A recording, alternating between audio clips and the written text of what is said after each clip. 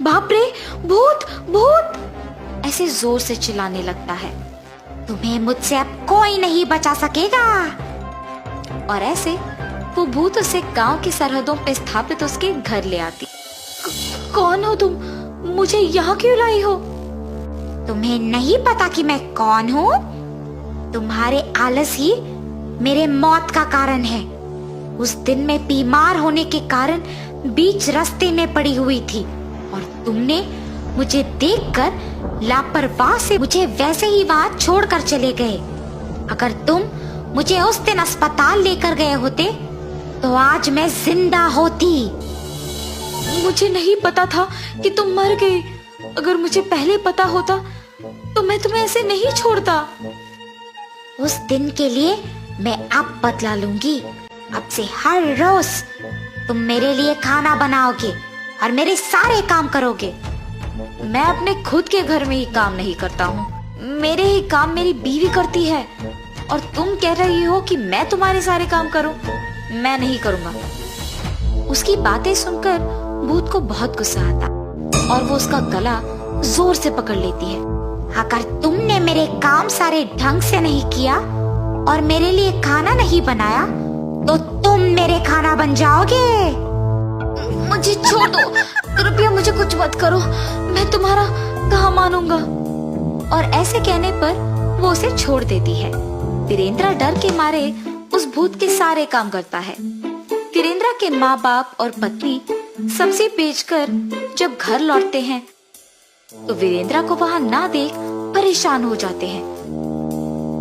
वीरेंद्र, वीरेंद्र, हर रोज तो इस समय में यही सोते रहता है, आज न जाने कहाँ गया।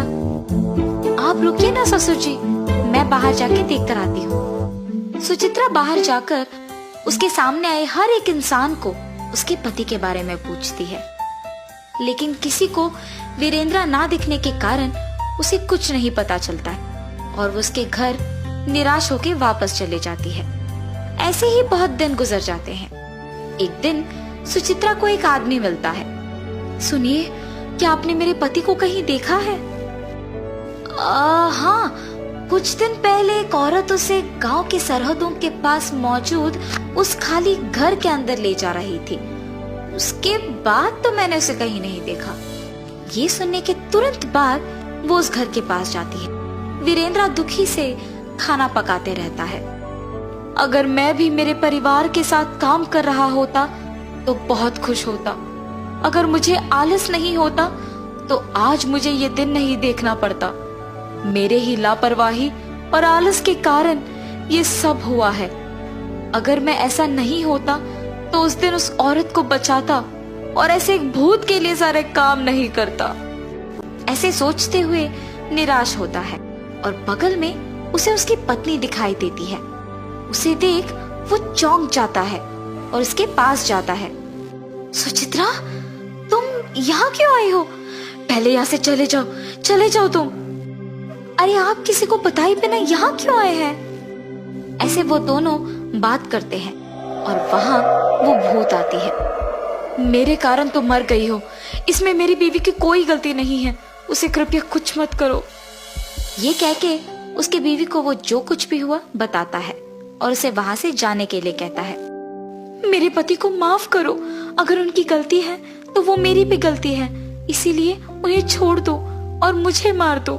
ऐसे वो उस भूत से विनती करती है। तुम दोनों को ऐसे दुखी होने की कोई जरूरत नहीं है। तुम्हारे पति को मारने से मेरे प्राण तो वापस नहीं आएंगे, इसीलिए मैं किसी को कुछ नहीं करूंगी। ये कह के उन दोनों को दुखी देख वीरेंद्र को माफ करके वहां से वो भूत गायब हो जाती है और तब पति पत्नी दोनों खुशी से उनके घर वापस लौटते हैं।